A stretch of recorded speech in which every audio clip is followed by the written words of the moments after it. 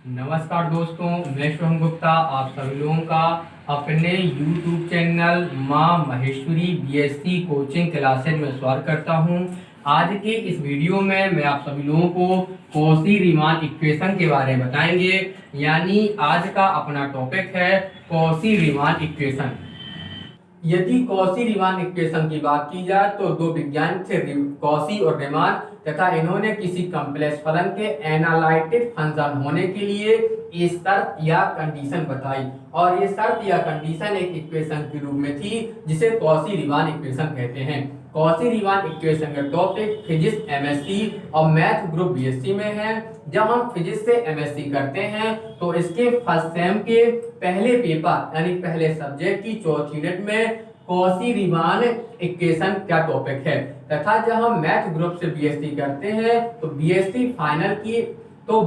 Final में math की second book यानी सेकेंड पेपर में एक चैप्टर है एनालिटिक फंक्शन।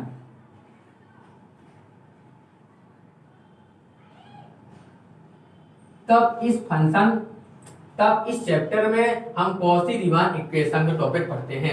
यानी Cauchy Riemann equation topic MSc और BSc दोनों में है, और ये MSc वालों के लिए जो फिजिक्स से MSc करते हैं तथा मैथ से BSc करते हैं उन सब लोगों के लिए बहुत ही मोस्ट है। तो इसलिए आप लोग आज की इस वीडियो को पूरा देखिए और दोस्तों में से शेयर कीजिए। यदि थोड़ा फिजिक्स से MSc की बात की जाए तो जब हम फिजिक्स से MSc करते हैं तो इसके फर्स्ट सेम में 4 सब्जेक्ट या 4 पेपर होते हैं। पहला मैथमेटिकल फिजिक्स, दूसरा क्लासिकल मैकेनिक्स, तीसरा क्वांटम मैकेनिक्स फर्स्ट और चौथा इलेक्ट्रॉनिक डिवाइस। तब पहले पेपर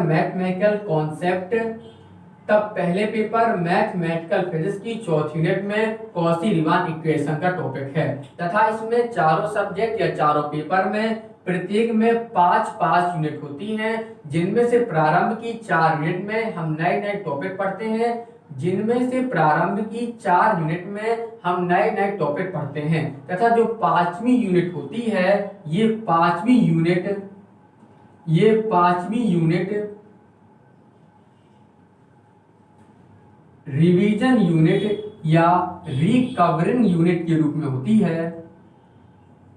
अर्थात इस यूनिट में हम नए टॉपिक नहीं पढ़ते, बल्कि जो प्रारंभ की 1 से लेकर 4 यूनिट में जो टॉपिक पढ़े होते हैं उन्हीं से संबंधित क्वेश्चन को पेपर में इसमें पूछा जाता है। अर्थात इसमें प्रारंभ की 4 यूनिट के टॉपिक को ही रिकवर किया जाता है, तथा यही पैटर्न सभी पेपरों में होता है। लेकिन जब हम केमिस्ट्री या मैथ MSc करते हैं तो उसके फर्स्ट सेम में 4 की जगह 5 पेपर या 5 सब्जेक्ट होते हैं, तथा प्रत्येक पेपर में 5-5 यूनिट होती हैं, और उनमें 5वीं यूनिट जो होती है वो रिवीजन या रिकवरिंग यूनिट के रूप में नहीं होती, बल्कि उनमें 5वीं यूनिट में भी हम नए टॉपिक पढ़ते हैं। तो अब प्रारंभ करते हैं आज का टॉपिक कॉची रीमान इक्वेशन तथा कॉची रीमान इक्वेशन बताने से पहले हम पहले अपने आज के टॉपिक कॉची रीमान इक्वेशन को डिफाइन करेंगे कि कॉची रीमान इक्वेशन क्या होते हैं, इनका यूज क्या है, और फिर इनका सॉल्व देखेंगे कि किस प्रकार कॉची रीमान इक्वेशन को डिराइव किया जाता है। क्योंकि जब हम किसी टॉपिक को पढ़ने से पहले यदि पहले उसके बारे में बेसिक नॉलेज प्राप्त कर लेते हैं, अर्थात उसके संबंधित कुछ बेसिक जानकारियां प्राप्त कर लेते हैं या अपने टॉपिक को अच्छे से डिफाइन कर लेते हैं, तो वो टॉपिक हमें आसानी से समझ में आ जाता है और हमें उसे रटना नहीं पड़ता। तो पहले हम अपने आज के टॉपिक कॉची रीमान इक्वेशन को डिफाइन करेंगे, फिर इन्हें डिराइव करेंगे। तो प्रारंभ करते हैं अपना आज का टॉपिक कॉची रीमान इक्वेशन। तो कॉची रीमान इक्वेशन की बात की जाए तो एक वैज्ञानिक थे कॉची और एक थे रीमान, और इन्होंने बताया कोई कॉम्प्लेक्स फंक्शन यानी समिश्र फलन एक एनालिटिक फंक्शन यानी विश्लेषित फलन होगा यदि वो एक इक्वेशन या वो एक शर्त का पालन करेंगे, और ये शर्त या कंडीशन एक इक्वेशन के रूप में थी। और चूंकि ये इक्वेशन किसने दिया था, कॉची और रीमान नामक दो वैज्ञानिकों ने दिया था, इसीलिए इसे बोलते हैं कॉची रीमान इक्वेशन। ये इक्वेशन ये इक्वेशन या फिर ये कंडीशन किसके लिए थे या इसका संबंध किससे था, तो इसका संबंध था किसी भी फलन के एनालिटिक होने से। कॉची रीमान ने बताया ये कोई कॉम्प्लेक्स फंक्शन हो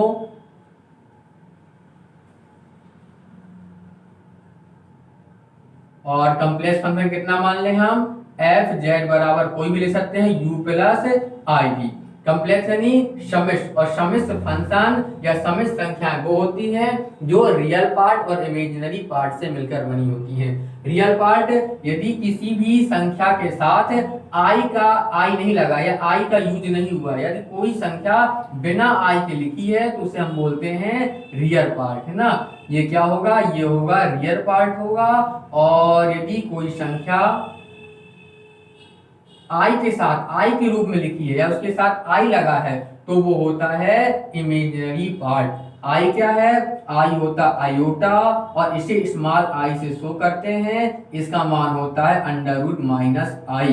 तो समिश्र संख्या समिश्र फलन जो वास्तविक और अधिकल्पित पार्टों दोनों से मिलकर बनी हो। तो ये क्या, इसमें क्या था, कोई कॉम्प्लेक्स फंक्शन क्या होगा, एनालिटिक होगा यदि वो एक बिंदु जेड पर, और जो बिंदु जेड है ये भी कैसा लेना हमें, एक कॉम्प्लेक्स संख्या के रूप में लेना है। बिंदु जेड भी एक कॉम्प्लेक्स बिंदु होगा। इसे किस प्रकार मान ले, वास्तविक और अधिकल्पित पार्ट के रूप में। हमने माना जेड बराबर एक्स प्लस आई वाई, जहां एक्स क्या है, वास्तविक पार्ट है, इसके साथ आई नहीं है, प्लस इन दोनों का योग यानी दोनों के रूप में होना चाहिए। आई किसके साथ है, वाई के साथ, तो वाई कैसा है, अधिकल्पित पार्ट है। देन जेड प्लस जेड बराबर एक्स प्लस आई वाई, ये भी एक कॉम्प्लेक्स संख्या या कॉम्प्लेक्स बिंदु है। तब फलन एफ जेड बिंदु जेड बराबर एक्स प्लस आई वाई पर क्या होगा, ये एनालाइटेड फंक्शन होगा, है ना। क्या होगा, एनालाइटेड फंक्शन होगा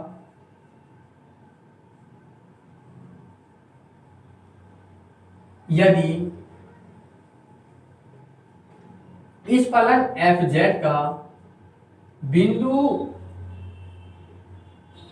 जेड पर जो किस रूप में है, एक्स प्लस आई वाई, इस बिंदु जेड पर इसके आंशिक अवकलज का अस्तित्व हो। और आंशिक अवकलज इसके दोनों पार्टों, वास्तविक पार्ट और अधिकल्पित पार्ट, इन दोनों के आंशिक अवकलज का अस्तित्व होना चाहिए। तो आंशिक अवकलज यानी हम u का एक बार हम x के लिए अवकलन करेंगे, फिर u का y के लिए अवकलन करेंगे, एंड हम v का x के लिए अवकलन करेंगे और v का y के लिए अवकलन करेंगे। हम इनके आंशिक अवकलज के मान निकालेंगे। इनके मान निकालने के पश्चात डेल u डेल x की जो वैल्यू हो वो डेल v और डेल y के बराबर होनी चाहिए, and del u del y की value minus del v del x के बराबर होनी चाहिए। तो क्या था, जब इनके आंशिक अवकलज करें तो पहली शर्त थी इनके आंशिक अवकलज का अस्तित्व होना चाहिए। अस्तित्व मतलब इनका कोई मान हो, मतलब इनका मान अनंत ना हो। यदि हमने डेल u डेल x का अवकलन किया और इनका अवकलन करने पर हम इसकी वैल्यू अनंत प्राप्त होती, इन्फिनिटी, तो कहेंगे इस बिंदु पर इसके आंशिक अवकलज का अस्तित्व नहीं है। इसी प्रकार यदि हमें इनका भी अवकलन करने पर वैल्यू अनंत प्राप्त होती है तो फिर इनका भी अस्तित्व नहीं होगा। तो इनका अवकलन अनंत नहीं होना चाहिए। जब अनंत नहीं होगा तो पहली शर्त है उसका अनंत, मतलब उसका मान अनंत नहीं होना चाहिए, यानी उसका अस्तित्व होना चाहिए। जब अस्तित्व हो यानी कोई वैल्यू निकले, कोई परमेश संख्या, तो वो परमेश संख्या यानी डेल यू डेल एस का जो अवकलन का मान है वो डेल पी डेल वाई के बराबर होना चाहिए, and del u del y की वैल्यू का मान डेल वी डेल एस की माइनस वैल्यू के बराबर होनी चाहिए। यदि ऐसा होगा तो ये कॉम्प्लेक्स फंक्शन एफ जेड बराबर यू प्लस आई वाई बिंदु z बराबर एक्स वाई पर एक एनालाइटेड फंक्शन, जिसे हम क्या बोलते हैं, विश्लेषित फलन होगा। क्या होगा, विश्लेषित फलन होगा, है ना। तो ये बिंदु पर विश्लेषित फलन होगा। अब क्या कह रहे थे, एक चीज मेन पॉइंट है, ये पहली शर्त हो गई, ये दूसरी शर्त हो गई। हम जब किसी चीज का अवकलन करते हैं तो क्या शो करते हैं, डी लगा देते हैं। यदि हमें एक फलन u का x के लिए अवकलन करना हो तो क्या कर देते हैं हम D you upon D H कर देते हैं। जब D you upon D H करते हैं तो इसे बोलते हैं फलन u का बिंदु x पर अवकलन करना। लेकिन यहाँ पे हम क्या बोल रहे हैं बार बार, आंशिक अवकलन। आंशिक अवकलन किससे शो करते हैं हम, अवकलन को डी इंग्लिश में डिफरेंशियल बोलते हैं तो डी से शो कर देते हैं। इसके सापेक्ष अवकलन करना हो तो नीचे लिख देते हैं, यानी डी अपॉन डी एच का मतलब है यदि एक फलन f है वो x y के रूप का है तो फलन f x y का मतलब एक फलन f में कुछ x वाले पद हैं कुछ y वाले पद हैं।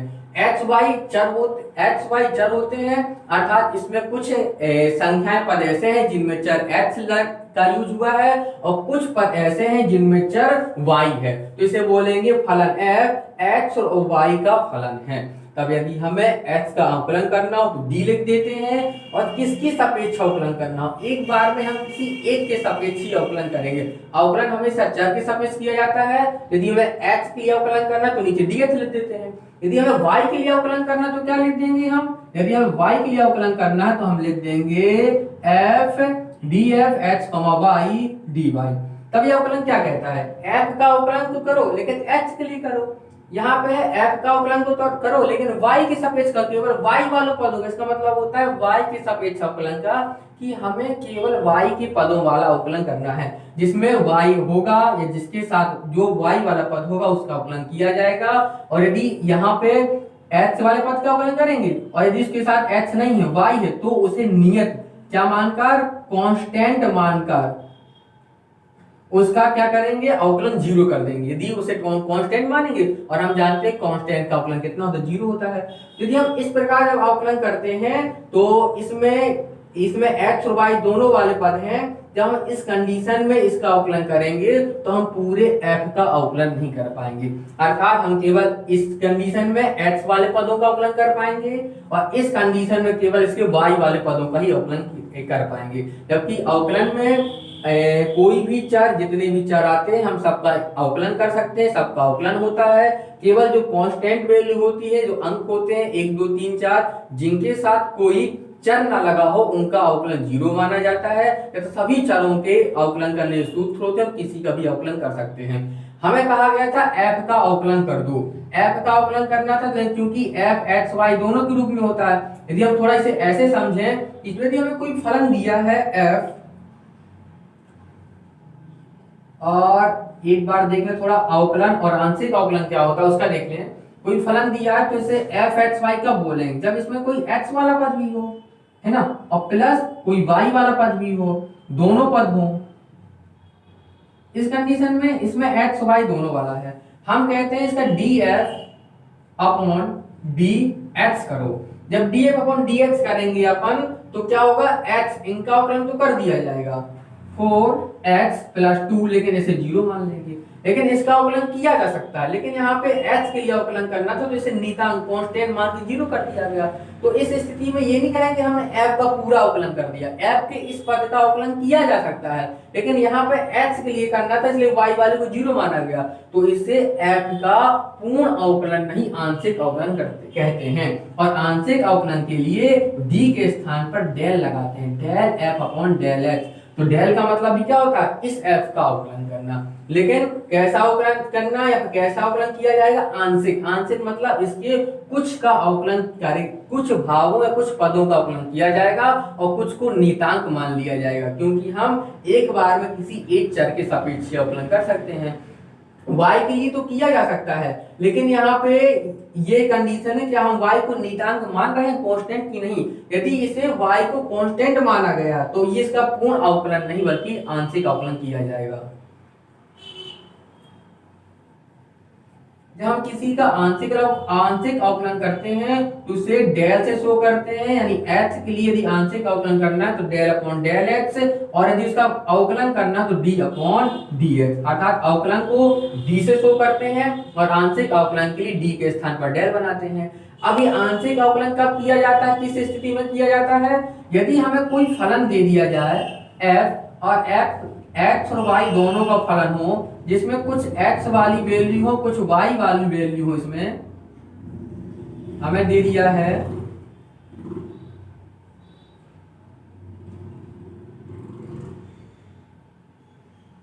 ये, और हमें इसका अवकलन करना है यदि x के लिए, तो इस स्थिति में जब हम एक के लिए अवकलन करें तो x वाले का जो सूत्र होता है अर्थात x स्क्वायर का कितना होगा 2x, तो कितना हो जाएगा 4x। यहाँ कितना हो जाएगा x इसका, तो इस स्थिति में x का अवकलन करना तो y वाले को हम कांस्टेंट नियत मान लेते हैं। इसका कितना आ जाएगा 0 आ जाएगा और 5s कितना हो जाएगा 5 हो जाएगा। हम जानते हैं अवकलन चरों के सापेक्ष किया जाता है और सभी चर वाले पदों का अवकलन किया जाता है और कांस्टेंट का क्या माना था 0 होता है अवकलन। किसी के साथ कोई चर नहीं, केवल हम 7 लिख देते हैं आगे तो इसका अवकलन कितना होता है 0 होता है। लेकिन यदि उसके साथ x y z लगा तो उसका अवकलन किया जा सकता है। लेकिन z वाले पदों का z के सापेक्ष, x वाले पदों का x के सापेक्ष और y वाले पदों का y के सापेक्ष। यहाँ पे हमें x के सापेक्ष अवकलन तो करना था इसका, लेकिन यहाँ x और y दोनों पद थे तो हमें यहाँ पर y वाले को कांस्टेंट मानना पड़ा और इसका अवकलन 0 कर दिया गया। लेकिन इसका अवकलन किया जा सकता है, सूत्र है, सूत्र द्वारा हम इसका अवकलन कर सकते हैं, तब कर सकते हैं जब हम ये कहा जाए कि y के सापेक्ष अवकलन किया जाए। तो x ये जो अवकलन हुआ है ये x के पूरे पदों का अवकलन नहीं हुआ है, इसका किया जा सकता है। लेकिन इस कंडीशन में जब हमने y को कांस्टेंट माना तो इसका अवकलन 0 आया। तब क्योंकि ये पूरे x है, x के सभी पदों का अवकलन नहीं हुआ है, इसीलिए इसे बोलेंगे f का आंशिक अवकलन। जब f का आंशिक अवकलन बोलेंगे तो इसे d से नहीं बल्कि डेल से शो करते हैं। अब पूर्ण अवकलन क्या होता है, यदि f किस प्रकार का हो, हम लिखते हैं f x, यानी f में कितने वाले पद है f x लिखते हैं और लिख दिया 2x square plus 5x plus 3। अब इसका अवकलन करना है तो क्योंकि x वाला पद है तो हम लिखेंगे df अपॉन dx।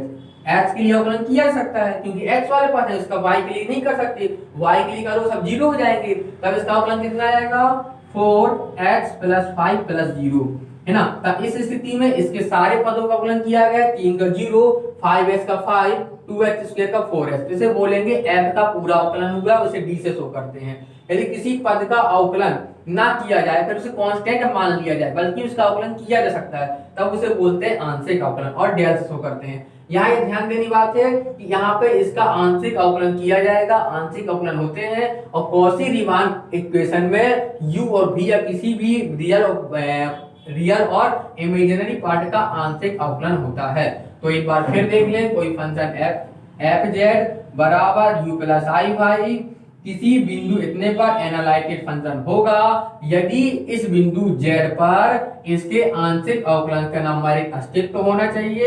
एक बार हम u और v का x के लिए अवकलन करेंगे, एक बार हम u और v का y के लिए अवकलन करेंगे, then del u upon del x बराबर del v upon del y and del u upon del y बराबर minus del v upon del x होना चाहिए। तो इसे बोलते हैं कॉची रीमान इक्वेशन।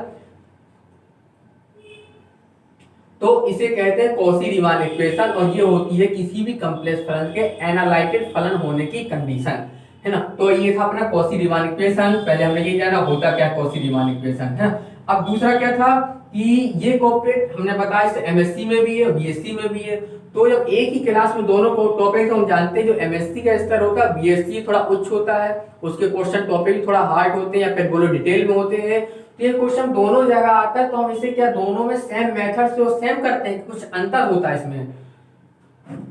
तो हम बता दें मैथ के जब कोई भी सवाल लगाए जाते हैं तो हम मैथ जब कोई सवाल लगाते हैं किसी सवाल को लगाने की विधि अलग अलग हो सकती है, लेकिन हम किसी भी सवाल को किसी भी विधि से लगा सकते हैं और उसका आंसर भी इक्वल आता है। अर्थात जब कॉची रीमान इक्वेशन बीएससी में आता है तो हम उसे ये प्रूव करना होता है उसका आंसर चेंज नहीं होगा ना इक्वेशन चेंज होगा, और हम उसे किसी दूसरी विधि से या सेम विधि से जिस विधि में हम बीएससी में सॉल्व करते हैं उसी मेथड से हम एमएससी में भी इस क्वेश्चन को लगा सकते हैं, सॉल्व कर सकते हैं, पूरा सही माना जाएगा, हमें पूरे नंबर ही मिलेंगे। केवल अंतर होता है पूछने का। बीएससी में क्वेश्चन में कॉची रीमान इक्वेशन पूछा जाता है थोड़ा उसका स्तर पूछने का इजी कर दिया जाता है ताकि हमें बहुत सारे हिंट क्वेश्चन ही प्राप्त हो जाते हैं। लेकिन एमएससी में क्वेश्चन पूछा जाता है तो क्वेश्चन को सीधे पूछ लिया जाता है बिना कोई हिंट के। तो जब एमएससी में क्वेश्चन पूछा जाता है तो किस प्रकार पूछा जाता है पहले वो देख लें।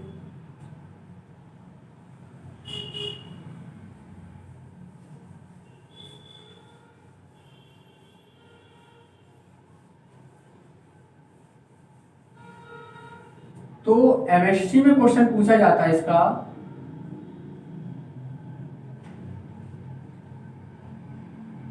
Derive the Cauchy Riemann equation.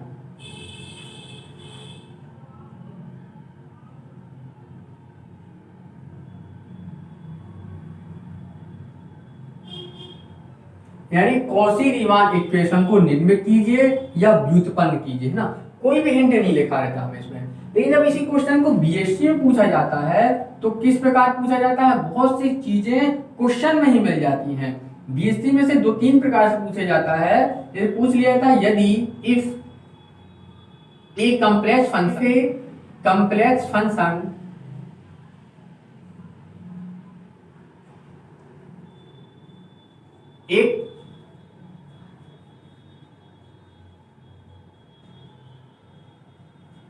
एक समित संख्या एफ जेड बराबर यू प्लस आई भी के रूप का है, या एक कॉम्प्लेक्स फंक्शन एफ जेड बराबर यू प्लस आई भी है, देन तब ये कॉम्प्लेक्स फंक्शन बिंदु z बराबर x प्लस आई वाई पर एनालिटिक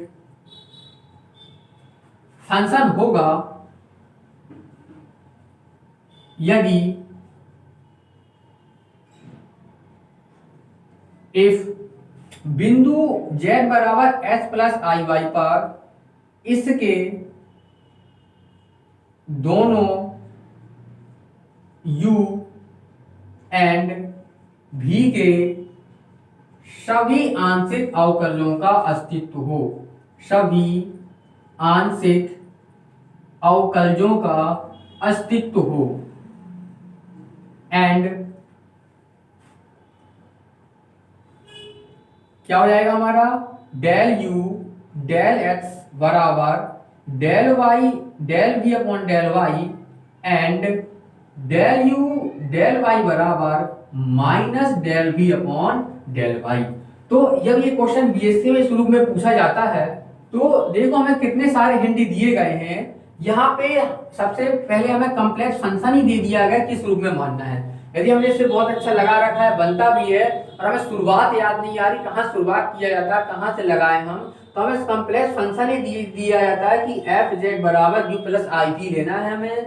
और ये बिंदु भी हमें यदि भूल रहा है तो मिल जाता है कि बिंदु z बराबर h प्लस आई वाई है, तब ये फंक्शन एनालिटिक विश्लेषण होगा। यदि हमें क्या करना है, u और v के आंशिक अवकलज ज्ञात करना है। और अभी ये भी समझ में ना आ रहा हो कि इसके आंशिक अवकलज को करना है, लेकिन कौन कौन बिंदु में कौन कौन से अवकलज निकालना है, तो वो भी पूरा हिंट दिया है। क्या प्रूव करना है, del u upon del x बराबर del v upon del y। यदि समझे बड़ी डीपली तो u का h के लिए अवकलन करना है, v का y के लिए करना है, और u का y के लिए करना है दोबारा, और v का y के लिए करना है। तो यहाँ पे v के लिए h ना, यानी v का फिर h के लिए करना है, यानी u और v का h के लिए कर दो, u और v का y के लिए कर दो, और देख लो दोनों वैल्यू इक्वल है कि नहीं। यदि ये दोनों इक्वल है तो ये एनालिटिक होगा, और नहीं तो नहीं होगा। हमें केवल वैल्यू निकाल के इक्वल बराबर बताना है। तो कितना सारा हमें हिंट दे देता है क्वेश्चन में, कि एमएससी में क्वेश्चन में कोई हिंट नहीं देता, केवल हमें होता है क्योशी रीमान इक्वेशन को ड्राइव करना होता है। तो ये दोनों पूछने का स्तर, इसमें बहुत इजी लग रहा है, इसमें हार्ड लग रहा है, एक बार पढ़ा है याद नहीं आ रहा, तो बहुत सारे हिंट क्वेश्चन से प्राप्त हो जाते हैं। यदि हमने अच्छे पढ़ा भी और ये शुरुआत नहीं आए कि हमें शुरुआत कहाँ से करनी है, किसे क्या माना जाता है, तो हम यहाँ कंफ्यूज हो सकते हैं, और शायद हमसे बनता भी रहा हो, शुरुआत हम ना कर पाए या थोड़ा थोड़ा भूल रहा हो, तो बनता हुआ क्वेश्चन हम उसे नहीं कर सकते, है ना। तो ये दोनों पूछने का तरीका होता है। लेकिन बीएससी में इस क्वेश्चन को और भी कई प्रकार से पूछा जाता है, तो पूछ लिया जाता है। तो हम देख ले पहले और कितने प्रकार से पूछा जाता है। तो सर दूसरा टाइप होता है जो बीएससी में पूछा जाता है, क्वेश्चन नंबर 3, कि एक कॉम्प्लेक्स फंक्शन यदि एफ जेड बराबर यू प्लस आई भी है, तब ये बिंदु z बराबर h प्लस आई वाई पर एनालिटिक होगा, एनालिटिक फंक्शन होगा यदि ये कॉशी रीमान समीकरण का पालन करे या कॉशी रीमान समीकरण को संतुष्ट करे। कॉशी रीमान इक्वेशन का पालन करे या कॉची रीमान इक्वेशन को संतुष्ट करे। इस स्थिति में भी देखा जाए कुल हमें हिंट दिया गया है, हमें कॉम्प्लेक्स फंक्शन दिया गया है। कॉम्प्लेक्स फंक्शन क्या मानना है, हमें बिंदु दिया गया है, प्लस हमें केवल कॉची रीमान इक्वेशन पता होना चाहिए। ये बहुत इजीली रूप है, थोड़ा इसमें कॉची रीमान इक्वेशन मतलब हमें याद होना चाहिए कॉची रीमान इक्वेशन क्या होता है, क्या प्रूव करना है और कौन वैल्यू किसके बराबर होनी चाहिए। यहाँ पे बस कॉची रीमान इक्वेशन भूल रहा होता है या फिर बाद में हिंट नहीं मिलता कि कैसा क्या करना होता है, लेकिन हमसे अच्छे से मतलब कोई हमें हिंट की आवश्यकता ही नहीं है। लेकिन यदि थोड़ा बहुत भूल रहा है तो ये ध्यान नहीं आता कि ये ध्यान करना पड़ता है कॉची रीमान इक्वेशन क्या होते हैं और हमें किसकी एक वैल्यू को बराबर सिद्ध करना है। लेकिन इस पैटर्न में, इस रूप में हमें एक ही चीज क्लियर हो रही, हमें करना क्या है। इसके अलावा एक टाइप और पूछ लिया जाता है, बीएससी में ही है कि कॉची रीमान इक्वेशन एक पेपर पूछने तरीका देखा जाए किस प्रकार पूछा जाता है, तो इसे एक प्रकार से और बीएससी में पूछ लिया जाता है और वो होता है किसी भी फलन के, किसी भी कॉम्प्लेक्स फलन के, कॉम्प्लेक्स फंक्शन के एनालिटिक फंक्शन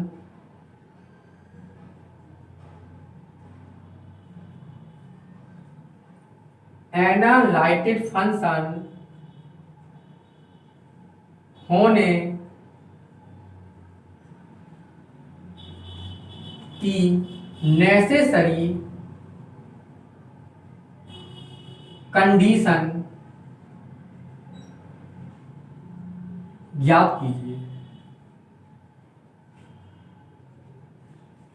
ये पैटर्न भी या ये रूप भी बीएससी पूछा जाता है। जब ये पूछा जाता तो ये क्वेश्चन थोड़ा अब हार्ड हो गया। और हार्ड कैसे हो गया, किसी भी कॉम्प्लेक्स फंक्शन, केवल इतना पता चला है कोई कॉम्प्लेक्स फंक्शन लेना है, उसे एनालिटिक सिद्ध करना है और जब एनालिटिक सिद्ध करना है तो उसकी नेसेसरी कंडीशन पूछ रहा है कि इसकी नेसेसरी कंडीशन क्या होगी। तो हमें इसकी नेसेसरी कंडीशन यानी कॉची रीमान इक्वेशन भी अच्छे से पता होनी चाहिए, कॉम्प्लेक्स फंक्शन किस रूप में कैसा लिया जाता है वो पता होना चाहिए और एनालिटिक फंक्शन सिद्ध होने के लिए किसकी वैल्यू किसके बराबर सिद्ध करना पड़ता है वो भी हमें पता होना चाहिए और इसकी नेसेसरी कंडीशन क्या होती है वो भी हमें पता होनी चाहिए।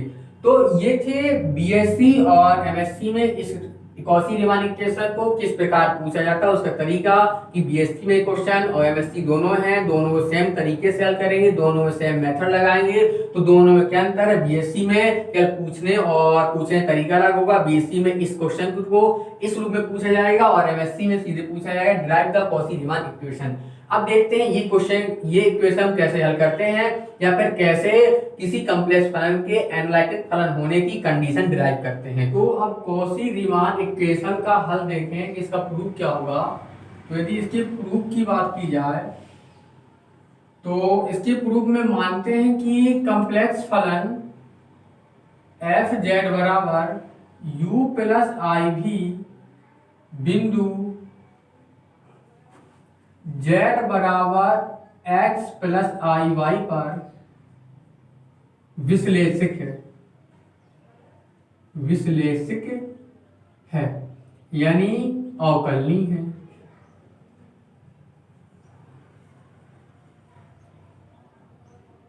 तो हमें क्या करना था, एक कॉम्प्लेक्स फलन किसी बिंदु पर विश्लेषक होगा तो इसके लिए कंडीशन शो करनी थी या बताना था कि ये विश्लेषक होगा यदि ये कॉची रीमान समीकरण को संतुष्ट करेगा। तो हमने इसे क्या विश्लेषक मान लिया है। अब विश्लेषक मान लिया है तो हम जानते हैं इसकी क्या होती है कॉची रीमान की इक्वेशन की शर्त या कंडीशन क्या होती है, कोई फलन किसी बिंदु पर यदि अवकलनीय है तो वो विश्लेषक होगा यदि वो कॉची रीमान समीकरण को संतुष्ट करे, अर्थात यदि उसके आंशिक अवकलजों का अस्तित्व है तो वो उस बिंदु पर विश्लेषक होगा और विश्लेषक होगा तो और क्या करे, कॉची रीमान इक्वेशन को संतुष्ट करे। तो क्या कहने था, तो कहने तात्पर्य क्या है, यदि वो अवकलनीय होता है तो क्या होता है, तब उसे विश्लेषक सिद्ध करते हैं और यदि उसके आंशिक अवकलज का अस्तित्व नहीं होता तो विश्लेषक नहीं होता। यदि हमने यहाँ पे विश्लेषक माना तो नॉर्मल सी बात को कैसा होगा, अवकलनीय होगा। अब हम ये सिद्ध करेंगे कि ये अवकलनीय है अर्थात इसके आंशिक अवकलज कौन कौन, क्योंकि ये u के रूप में है तो del u del x del u del y और del v del x and del v del y का क्या है, अस्तित्व है। और हम इनके क्या निकालेंगे, मान निकालेंगे। तथा कौशी रीमान समीकरण क्या प्रूव करना पड़ेगा कि डेल u डेल x का मान डेल v डेल y के बराबर है और डेल u डेल y का मान डेल v डेल x के माइनस वैल्यू के बराबर है। अर्थात ये विश्लेषित तो अवकलनीय होगा। अब अवकलनीय के द्वारा अर्थात अवकलनीय है तो इन आंशिक अवकलनों का मान हम इसके लिए निकालेंगे। कॉम्प्लेक्स फलन बिंदु इतने पर अवकलनीय है तो हम लगा देंगे अवकलनीयता की शर्त से। और अवकलनीयता की शर्त क्या होती है, अवकलनीयता की शर्त से f डैश z बराबर लिमिट f z प्लस इसमें एक हम चर वेरिएबल जोड़ देते हैं अवकलनीयता की शर्त में। जिस बिंदु में इसे अवकलनीय दिखाते हैं तो उस बिंदु में एक चर जोड़ देते हैं माइनस एफ जेड, और अपॉन जिस बिंदु जुड़ा है उसे अपॉन में हर में लिख देते हैं और उस बिंदु का मान क्या लिख देते हैं लिमिट में। जिस बिंदु को जोड़ा है तो उस बिंदु का मान कितना है, 0 है। लिमिट है w(0). क्यों, क्योंकि यदि हमें अवकलन करना है तो एफ जेड डैश का मतलब क्या है, जेड के सापेक्ष अवकलन करना। और हम जानते हैं इसमें जेड है नहीं तो जेड के सापेक्ष अवकलन क्या आएगा, इसका 0 आएगा। तथा यदि हम इसमें एक नए बिंदु को जोड़ रहे हैं तो इसका मान परिवर्तित ना हो पाए तो बिंदु की वैल्यू कितनी मानते हैं, 0 मानते हैं। और देखा यदि हम w 0 है तो यहाँ क्या बचेगा, F Z minus F Z, और एफ जेड को कैंसिल कर दे तो इसका मान वैसे क्या आएगा, 0 आएगा। तो अब अगले स्टेप में हम क्या करेंगे, जेड की वैल्यू कितने है, u प्लस आई वी के रूप में। तो हम इसे u प्लस आई वी के रूप में अलग अलग कर देंगे। अलग अलग कर देंगे कितना हो जाएगा, limit w as tend to 0 जब लिखा जाए तो एक बार लिख देंगे u z plus w minus u f z upon w। यहां आ जाएगा plus limit w as tend to 0 i v के लिए लिख दो इसी प्रकार। तो z plus w minus v f z upon w इतना। अब अगले स्टेप में क्या करेंगे हम, इसके अगले स्टेप में z की वैल्यू पुट करेंगे। z की वैल्यू चीज देखें अपन, z है एक कॉम्प्लेक्स बिंदु के रूप में, कॉम्प्लेक्स संख्या के रूप में इतना, और इसे हम इस प्रकार x, y के रूप में लिख दिया जाता है। जब किसी कॉम्प्लेक्स संख्या को इस प्रकार कोष्टक में x, y के रूप में लिखते हैं तो इसका मतलब होता है जो पहला वाला पार्ट है वो कैसा है, रियल है ना, और ये कैसा है, इमेजिनरी है। तब इस प्रकार कोष्टक का मतलब होता है किसी समय संख्या को कोष्टक के रूप में शो करने का। x ये है, कोमा का मतलब कोमा के स्थान प्लस आ जाता है, दूसरे वाले में आई कैंटू करके जोड़ देते हैं। तो ये क्या होती है, समिश्र संख्या। तो समिश्र संख्या को शॉर्ट में, संक्षिप्त रूप में कोष्टक में इस प्रकार कोमा लगा के लिख देते हैं कि कोष्टक के अंदर, छोटे कोष्टक के अंदर रियल वैल्यू कोमा अधिकल्पित वैल्यू। और इसका जब अपन हल करते हैं, सॉल्व करते हैं या समिश्र संख्या के रूप में प्रदर्शित करते हैं तो आ जाता है x प्लस आई वाई। तो हम क्या करेंगे, यहाँ पे z की वैल्यू को इस प्रकार लिख देंगे। यहाँ पे क्या करने पर z बराबर x प्लस आई वाई, या फिर लिख देंगे x आई वाई लेने पर। तो हम z की वैल्यू पुट कर दें, कितना हो जाएगा हमारा, f डैश z बराबर limit w as tend to 0 u, यहां आ जाएगा हमारा x, y प्लस w minus u f x, y अपॉन w plus limit w as tend to 0 i v, z को लिख दो x, y प्लस w भी, और यहाँ कितना हो जाएगा हमारा x, y कितना आ जाएगा हमारा w आ जाएगा, है ना। तो हमने क्या किया, यहाँ पे z का वैल्यू, z के स्थान पर उसका मान कोष्टक में x, y लिख दिया ना, और इसका मतलब क्या होता है x प्लस आई वाई।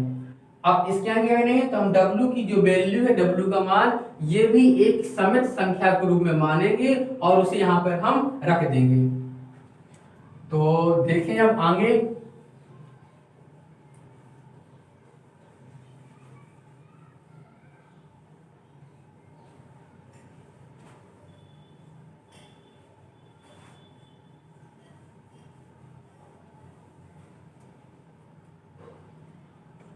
तो माना W बराबर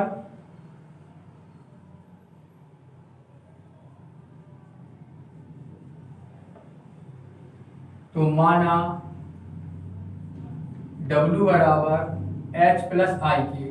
हम कुछ मान सकते हैं, हमने अभी ए बी का यूज नहीं है तो ले सकते हैं ए प्लस आई बी। हम कोई भी वेरिएबल ले सकते हैं, जैसे x y u comma b का यूज कर लिया है, हम ए बी ले सकते हैं, हमने एच के ले लिया है। और अब यहाँ पे 5 पुट कर दें, कितना आ जाएगा हमारा W बराबर इतने लेने पर। तो इसे भी क्या लिखेंगे हम, इसे हम क्या लिख सकते हैं H कोमा के।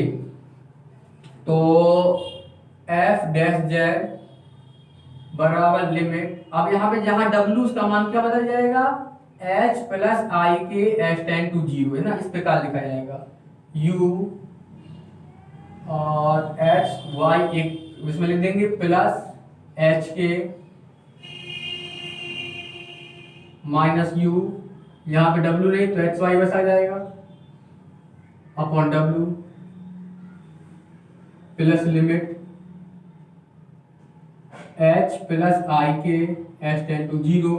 इसकी वैल्यू कितनी आएगी हमारी, i v x y plus h k minus b f x y. यहाँ कितना आएगा हमारा W आ जाएगा। लेकिन हम यहाँ की W की वैल्यू पुट कर देंगे H प्लस आई के, और यहाँ ही पुट कर दो H प्लस आई के।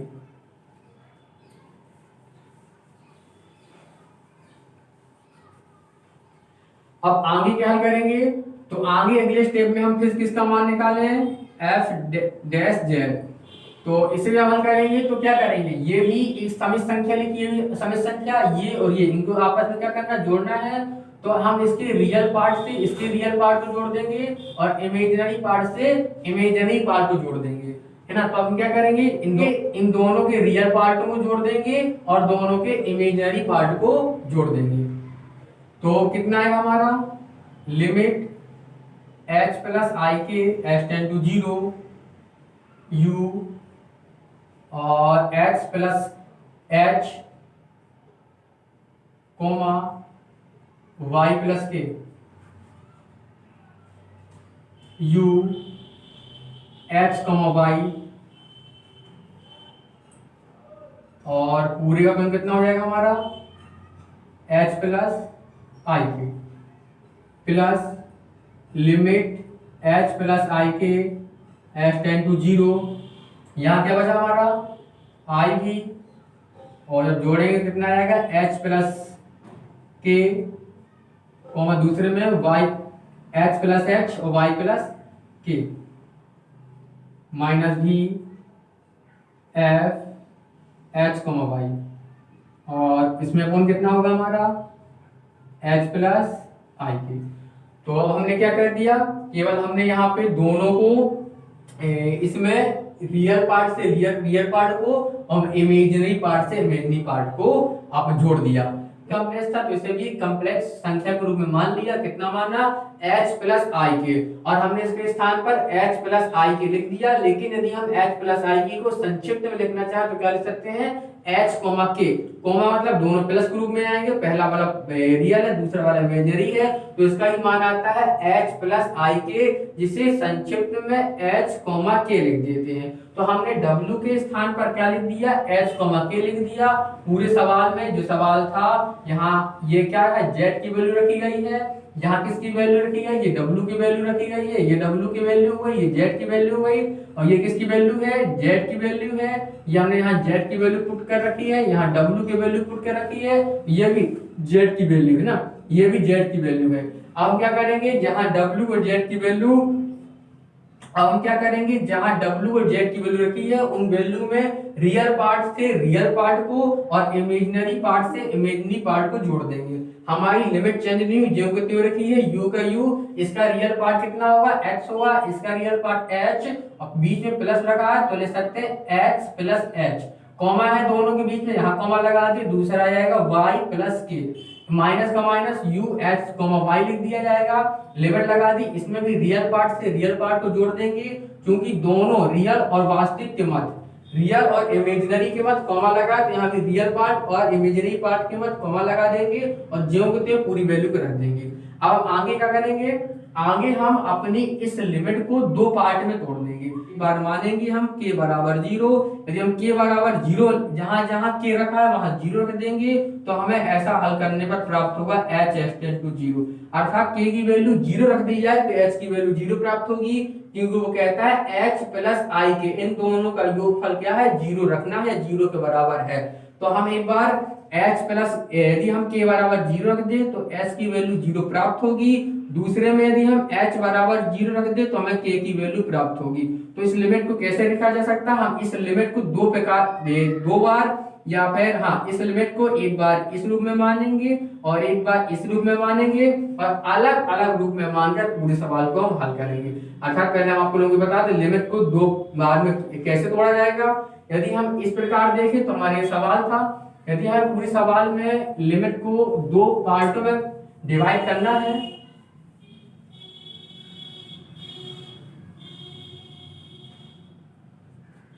तो हमारी लिमिट कितनी है h प्लस आई के टेंड टू 0, तो हम क्या कर सकते हैं, माना k बराबर 0 k बराबर 0 मान लें तो हमें क्या प्राप्त होगा h टेंड टू 0 तथा h बराबर 0 ले लें तो हमें k टेंड टू 0 प्राप्त होगा।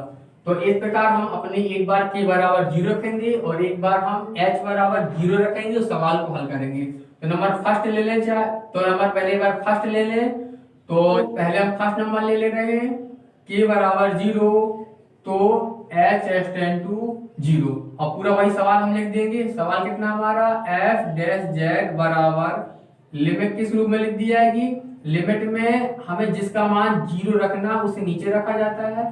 जब लिमिट में एक साथ दो लिमिट लगाई गई तो पहले हम नीचे वाली लिमिट का मान रखते हैं या नीचे वाली लिमिट को सॉल्व करते हैं, फिर हम ऊपर वाली लिमिट को सॉल्व करते हैं। अर्थात यदि हमें k बराबर 0 रखना है तो हम k बराबर 0 को सेकंड लिमिट मतलब लिमिट में दूसरे नंबर लिखेंगे और h टेंड टू 0 पहले रखेंगे।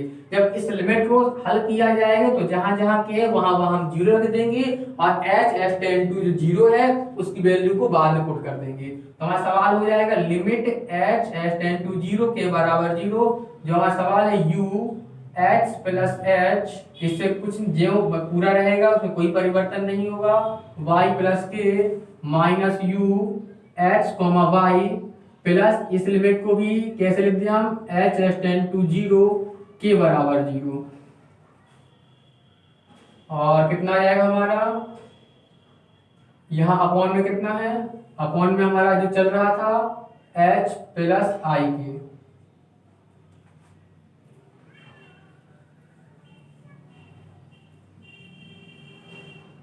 और कितना लिमिट के बाद हमारा बचेगा I B X plus H Y plus के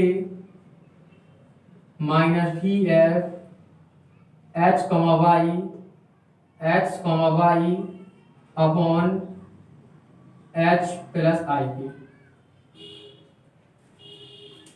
तो अब हम अगले स्टेप में k बराबर 0 रखने वाले हैं। हम k के स्थान पर 0 रख देंगे तो क्या होगा f डैश z बराबर लिमिट h टेंड टू 0। जब हम लिमिट का कोई लिमिट का मान रख देते हैं तो उस लिमिट को लिखना बंद कर देते हैं, क्योंकि यहाँ पे लिमिट दो थी, एक था h टेंड टू 0 और दूसरी थी k बराबर 0। क्योंकि हम यहाँ पे k बराबर 0 यानी उस लिमिट का मान रखने वाले हैं तो अब यहाँ पे k बराबर 0 नहीं लिखा जाएगा और यहाँ पे कितना अपना u, तो यहाँ बचेगा x प्लस h और y प्लस k में k बराबर 0 तो केवल y बचेगा और यहाँ पे minus u x comma y ये बच जाएगा। यहाँ पे अपना था h प्लस i के, जब हम k बराबर 0 रखेंगे तो मान 0 हो जाएगा क्योंकि कितना आएगा h बचेगा।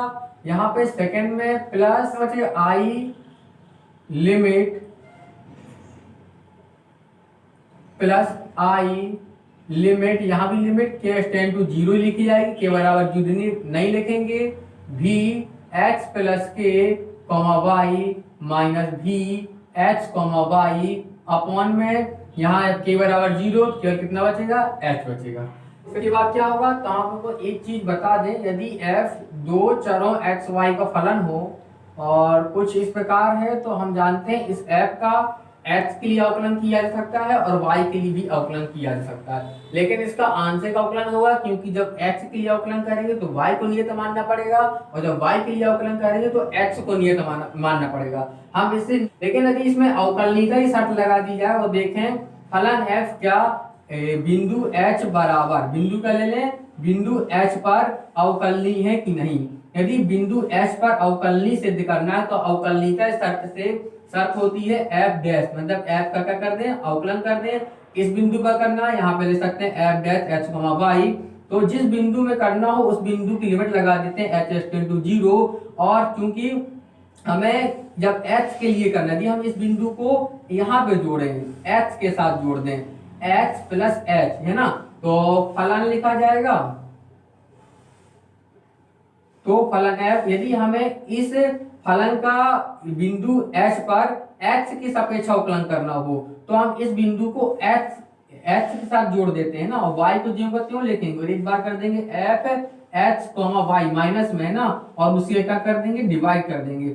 कहने तात्पर्य है इसका जब दो बार अवकलन किया जा सकता है, यदि हम इस बिंदु पर अवकलनीयता की शर्त चेक करनी है, यदि हम इस बिंदु पर जब h के लिए अवकलन करते हैं तो इस बिंदु को h में जोड़ते हैं, और जब y के सापेक्ष अवकलन करना होता है तो इस बिंदु यानी h को, तो एक नया चर है y में जोड़ देते हैं ना। ये बिंदु होता है जिस पर हमें ये चेक करना होता है, या फिर ये हमें चेक, ये बिंदु होता है जिसमें हम ये देखते हैं कि क्या ये इस बिंदु पर अवकलनीय की नहीं है, और जिस बिंदु पर अवकलनीयता देखना होता है उस बिंदु को जिस चर के सापेक्ष अवकलन करना उस चर में जोड़ देते हैं, और उसकी लिमिट, उसी बिंदु की लिमिट मान ली जाती है 0 और बटे h कर देते हैं। और इसे क्या लिखते हैं, हमने किसका मान निकाला है, del f upon del h, अर्थात हमने f का h के लिए आंशिक अवकलन किया है। और यदि फलन u का h के सापेक्ष आंशिक अवकलन किया गया है तो इसे हम ले सकते हैं del u upon del x। बाद वाले स्टेप में भी इसी प्रकार लिमिट दी है, h टेंड टू 0 अपॉन में h है, i लगा देंगे, फलन के अंतर है, फलन कितना v है, और ये नया चर, इसमें एक हमने बिंदु h लिया था, नया चर बोल दो जिसे, तो यहाँ पे क्या लिया हमने, k लिया है, अर्थात यहाँ बिंदु h है और यहाँ बिंदु k है, और k को किसमें जोड़ा है, h के साथ जोड़ा गया है, तो आएगा del v upon del x आ जाएगा। इस प्रकार हम इसे इस रूप में लिख सकते हैं। अब जब दूसरे इस, अब सवाल को हम पहले में हमने क्या किया था, उस ऊपर वाले स्टेप को दो लिमिट में, अर्थात जब लिमिट एक साथ लिखी थी h प्लस i के, तो हमने इसे दो पार्ट में तोड़ा था। पहले पार्ट में जब क्या हो, k बराबर 0 व h टेंड टू 0, तो उसे हल करके हम कितना प्राप्त कर लिया, इतना प्राप्त कर लिया। इसे हम समीकरण कोई दे दे, समीकरण मान लो उस वाले को आप लोग दो, एक समीकरण मान लेना जब हमने लिमिट को तोड़ा नहीं था, तब समीकरण 1 से पहली बार लिमिट k बराबर 0 और h टेंड टू 0 लेने पर, अब उसी समीकरण 1 का दोबारा हम अवकलन करने वाले हैं। जब लिमिट क्या लेंगे, अब हम k बराबर 0 व k टेंड टू, अब लिमिट क्या लेंगे, h बराबर 0 व k टेंड टू 0। जब ऐसा प्राप्त करेंगे तो केवल क्या अंतर आएगा, अब y के लिए होगा, यहाँ पे गलती से h के स्थान पर k लिख गया है ना, क्या होना चाहिए, h होना चाहिए, क्योंकि हमने k को 0 मान रखा है।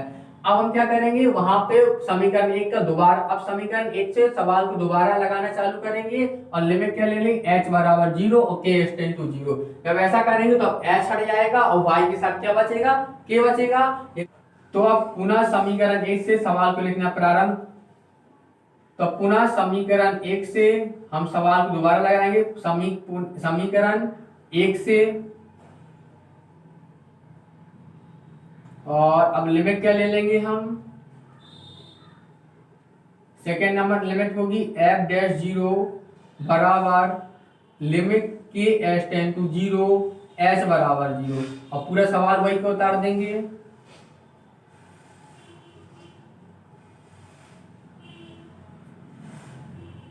यहाँ कितना होगा हमारा, h plus I k plus i limit k h tend to 0 h बराबर 0, और यहाँ पे हो जाएगा v h plus h y plus k minus v h y, और यहाँ पूरे में अपॉन कितना हो जाएगा हमारा, पूरे का हमारा अपॉन हो जाएगा यहाँ पे h प्लस आई के। अब क्या करने वाले हैं, पहले हमने बताया जब भी एक साथ दो लिमिट हो तो नीचे वाली लिमिट को रख देते हैं, अब हम नीचे वाली लिमिट को रख देंगे। जब नीचे वाली लिमिट का मान रखेंगे कितना हो जाएगा हमारा, तो हम क्या करेंगे, नीचे वाली लिमिट का मान रख देंगे। यदि नीचे वाली लिमिट का मान रख देंगे कितना बचेगा हमारा, यहाँ बराबर limit k h tend to 0 u h, h के स्थान पर 0 तो एच हट जाएगा, वाई प्लस के minus u h comma Y upon h हट जाएगा, कितना बचेगा, आई के बचेगा, plus i limit k h tend to 0, यहाँ भी होगा, यहाँ भी होगा और भी में एच का एच हट गया तो वाई प्लस के माइनस भी एच कॉमा वाई, और लिमिट में कितना बचेगा, आई के बचेगा। हमने कहा था पहले किसके साथ, जो हमारा नया चर बिंदु जुड़ा था x के साथ, तो इसका मान था del you upon del x का, लेकिन इसमें किसके साथ जुड़ा है, y के साथ, तो किसका मान होगा, del you upon del y का मान होगा। लेकिन जब हमारी शर्त होती है अवकलनीयता की, उसमें क्या होती है, यदि हमें इस u फलन का y के सापेक्ष आंशिक का अवकलन करना है, तो जिस बिंदु पर अवकलनीयता चेक करनी है कि क्या ये इस बिंदु पर अवकलनीय है, उस बिंदु को यदि y पर चेक करना है तो y के साथ जोड़ देते हैं। यदि हमें उस बिंदु पर x से सापेक्ष अवकलन करना है तो उस बिंदु को x साथ जोड़ देते हैं। लेकिन यहाँ बटे में क्या करते हैं, लिमिट में उसकी 0 लगा देते हैं और बटे में उसका भाग देते हैं, लेकिन आई नहीं होता। यहाँ पर अवकलनीयता के साथ तो परिभाषा में एक चीज है, तो अभी भूल जाते हैं, हम ध्यान नहीं दे पाते कि वहाँ आई नहीं होता। जब आई नहीं होगा तो उस आई को इसी प्रकार बटे में लिख दिया जाएगा।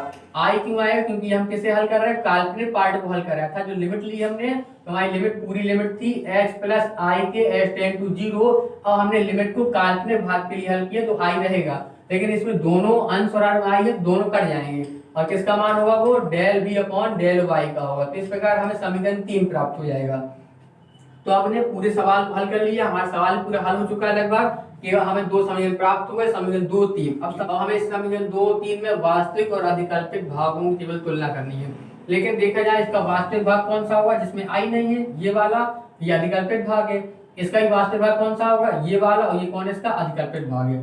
लेकिन इसके अधिकल्पित भाग की खास बात है इसमें आई हो, लेकिन आई बटे में नहीं, अंश में होना चाहिए था, उसके आगे गुणा में होना चाहिए। लेकिन यहाँ पे आई कितना है, भाग में, तो इसे हम गुणे में लाएंगे, थोड़ा से बना लेंगे। हम गुणे में लाएंगे तो समीकरण 3 में क्या करेंगे, हम समीकरण 3 से बात करें तो हम समीकरण 3 में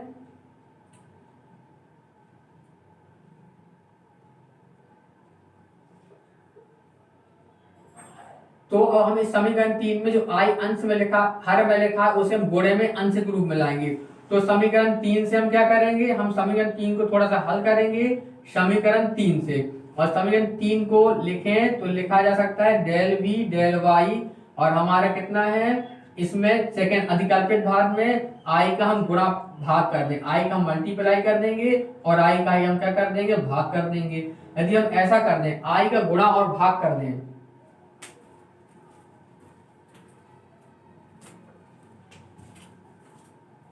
यदि हम ऐसा कर दें, आई का गुणा और भाग कर दें तो क्या होगा हमारा, तो हमारा आई अंश से हटके हर में आ जाए, जो हमें करना है। ऐसा करने पर इससे कुछ ना बोले तो हमारा del v upon del y ही लिखा जाएगा। और यहाँ पे हम जानते हैं आई कितना हो जाता है, आई हो जाता है आई स्क्वायर, है ना, आई का आई से गुणा अंश होगा तो आई स्क्वायर बन जाएगा, और del u upon del y रहेगा। और हम जानते हैं आई स्क्वायर की वैल्यू कितनी होती है, माइनस की 1 होती है। तो इस प्रकार हमारा कितना बन जाएगा, हमारा समीकरण 3 बन जाएगा del v upon del y, और आई स्क्वायर का मान -1 तो माइनस लगा देंगे, ऊपर आई का रहेगा, del v upon del y हो जाएगा। ये समीकरण 4 हो जाएगा। अब हमने समीकरण 3 को रूपांतरित करते, जो उसका आई हर में था गुणे में अंश में ले आए हैं, तब समीकरण 2 और 3 में वास्तविक और अधिकल्पित भागों की तुलना कर देंगे, और जब इन दोनों भागों की तुलना कर दें तो हमें कौशी रीमान समीकरण प्राप्त हो जाएगा। यदि हम दोनों भागों की तुलना करते तो क्या हो जाएगा, तो हमें क्या प्राप्त हो जाएगा, दोनों भागों की तुलना करने पर समीकरण 2 में, समीकरण 2 और 4 में वास्तविक भाग कौन से आगे, तो समीकरण 2 व 4 में वास्तविक व अधिकल्पित भागों की तुलना करने पर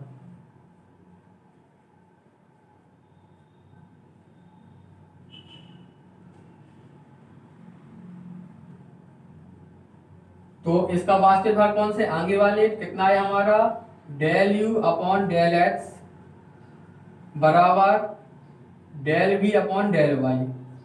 समीकरण क्या दे दें, 5 दे दें। अब अगले ही तुलना कर दें तो यहाँ पे कितना हमारा केवल del B upon del x है, और तुलना कर दें इसकी दोनों की तो हम अब यदि हम अधिकल्पित भाग की तुलना करें तो पहले हम u वाला लिख दें, u में हम माइनस लगाए तो del u upon del y आ जाएगा यहाँ पे, और उसमें होगा बिना वो प्लस वाला है तो del B upon del X आ जाएगा, है ना। और ये समीकरण 5 और 6 ही क्या होते हैं, कौशी रीमान समीकरण होते हैं। अब हम केवल क्या कर सकते हैं, माइनस का पक्षांतर कर सकते हैं। यदि हम माइनस का पक्षांतर कर दें इसी वाले में 6 में तो आ जाता है del you upon del y, minus वहां पहुंचेगा तो minus del v upon del x, समीकरण 7। और समीकरण 6 और 7 को क्या बोलते हैं, हम इन्हें बोलते हैं कौशी रीमान समीकरण ना। देखिए ये भी कौशी रीमान समीकरण, केवल माइनस को पक्षांतर करने पर माइनस वहां पहुंच जाएगा। तो ये होते हैं हमारे कौशी रीमान समीकरण, कौशी मान इक्वेशन, है ना। तो इस प्रकार हमने क्या प्रूव किया है। अब हमारा सवाल पूरा हो गया। जो हमारा क्वेश्चन था कि कोई सममित फलन एफ जेड u प्लस आई भी रूप का हो या u प्लस आई भी हो, वो बिंदु z बराबर x प्लस आई वाई पर विश्लेषित हो गए यदि वो कौशी रीमान समीकरण को संतुष्ट करता है। हमने हल करने के लिए क्या माना था, बिंदु फलन एफ जेड बिंदु इतने पर कैसा है, विश्लेषक एनालिटिक है। यदि हमने इसे एनालिटिक माना था, एनालिटिक फंक्शन, तो एनालिटिक फंक्शन जब माना तो हमने इसके आंशिक अवकलन निकाले और देखा इसके आंशिक अवकलन कैसे हैं, कौशी रीमान समीकरण को संतुष्ट करते हैं। अर्थात यदि ये एनालिटिक है तो कौशी रीमान समीकरण को संतुष्ट करता है। यही हमारा क्वेश्चन था, कोई कॉम्प्लेक्स फलन किसी बिंदु पर एनालिटिक होगा यदि वह उस बिंदु पर कौशी रीमान समीकरण को संतुष्ट करेगा। और इसे बोलते हैं किसी कॉम्प्लेक्स फलन के किसी बिंदु पर एनालिटिक फंक्शन यानी विश्लेषक फलन होने का आवश्यक प्रतिबंध।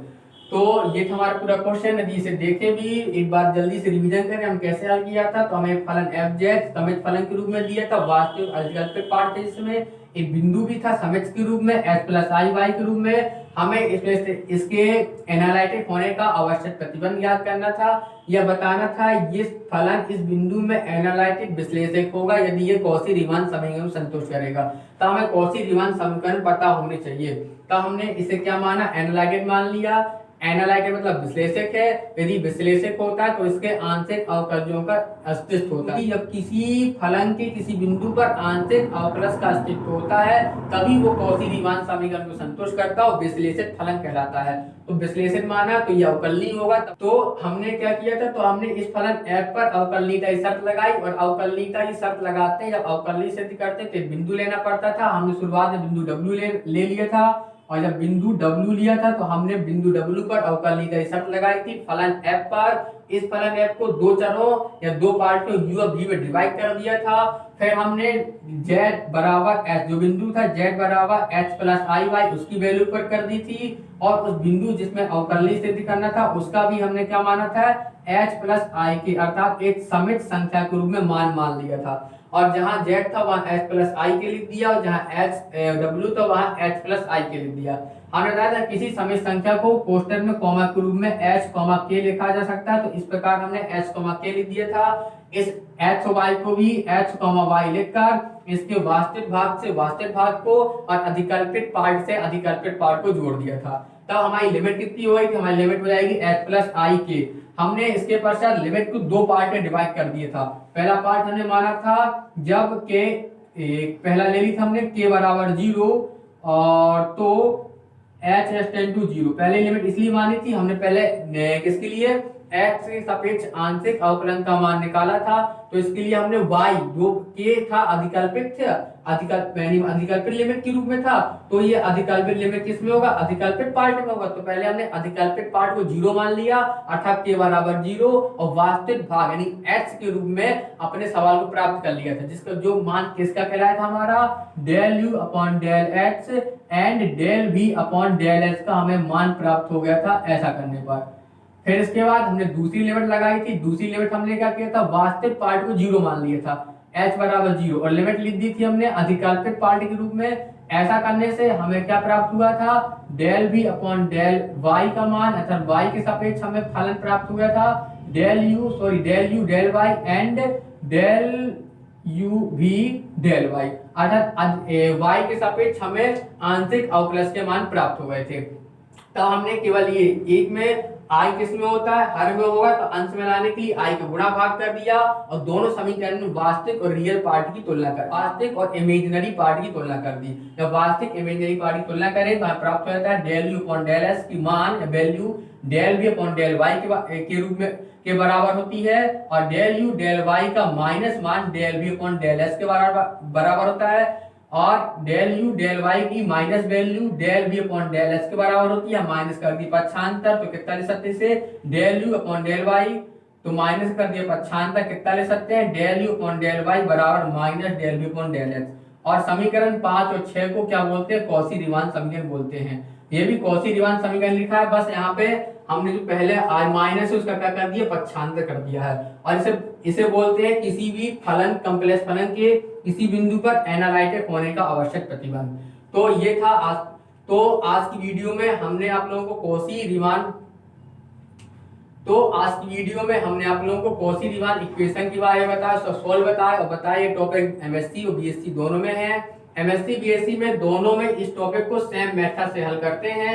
हमने एक ही बिंदु को एक्सप्लेन किया और इसे सॉल्व करके बताया। तो आप लोग नीचे कमेंट करके हमें बताइए कि आप लोगों को वीडियो कैसे लगी। यदि आप लोगों को वीडियो अच्छी लगी तो इसे लाइक जरूर कीजिए और दोस्तों में शेयर कीजिए, ताकि जितने भी आप लोगों दोस्त मैथ से बीएससी कर रहे हैं या फिर और अदर लोग हैं उन सबको इसका फायदा मिल सके, तथा जो फिजिक्स से एमएससी करते हैं उन लोगों को भी इस टॉपिक का पूरा फायदा मिल सके।